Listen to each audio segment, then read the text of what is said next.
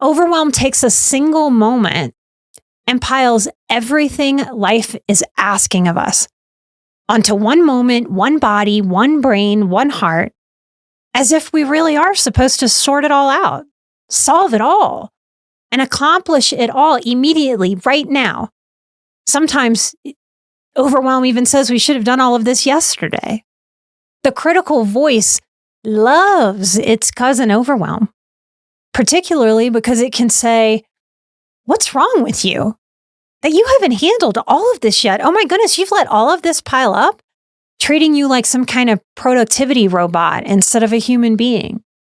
Many highly sensitive people think like an alcoholic wants to drink constantly and too much, too often, for far too long, till they make themselves sick.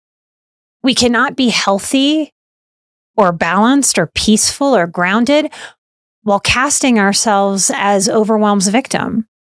Doing so gives overwhelm all the power. These affirmations, if you choose to practice them, are one way to take that power back. These affirmations are opportunities to guide your precious life toward the peace, the vitality, and the thriving that you say you want, that I know you want. And we do this one thought, one breath, and one choice at a time. So let's get into it. Here's the first idea I have for you, and it is a song. And if there were ever a song to let get stuck in your beautiful noggin, it would be this song. The name of this song is Loosen by Allie Halpert. And the words are, "Loosen, loosen, baby. You don't have to carry the weight of the world in your muscles and bones. Let go, let go, let go. Holy breath and holy name. Will you ease this pain?" As you listen. This is one of those songs that becomes you if you let it. I want you to know that you're allowed to put down that weight, to put down tension, to put down stress. Second idea, affirmation or intention that I have for you is this phrase: "My worth is not measured by my output. My worth is unchanging." I'm going to say it again. My worth is not measured by my output. My worth is unchanging. You were once a brand new baby. We all were, right? And we don't make a baby earn her milk, do we? We don't look at a baby and go, "What is this thing even doing? This baby's not doing anything to earn any of that." You were once that new baby. You were just as worthy as the day you were born. No matter how many mistakes we've made, it doesn't change that.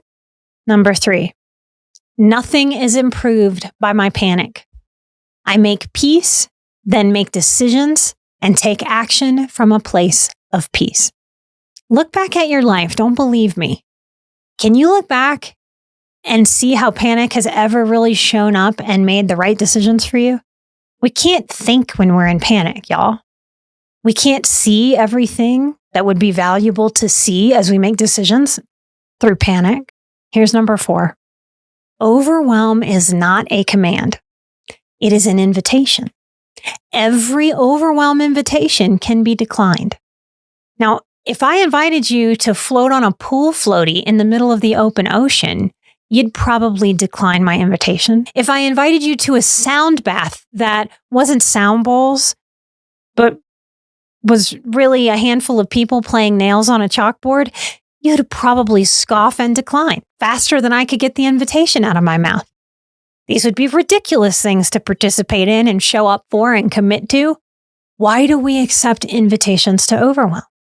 I reject the invitation to overwhelm with something I practiced, like the Catholics I grew up with prayed the rosary.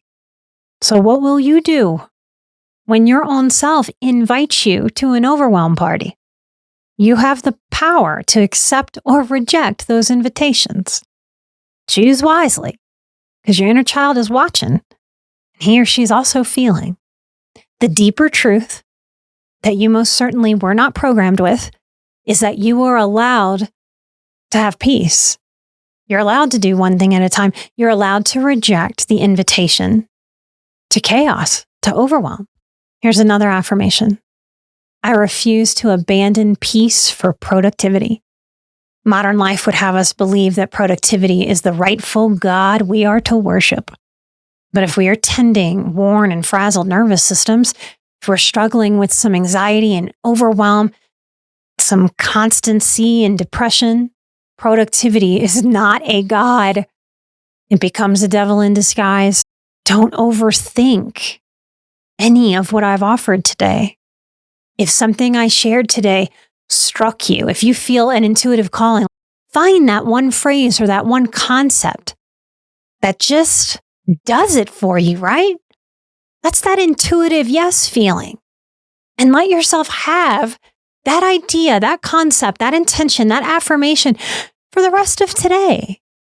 Or maybe this week, write it down on some little scrap of napkin. We can cast out overwhelm like the movie priests cast out demons of the possessed. We are allowed to be free and clear. We are allowed to be ourselves. We are allowed to express our birthright of peace. And we are allowed to decline these constant modern invitations to overwhelm.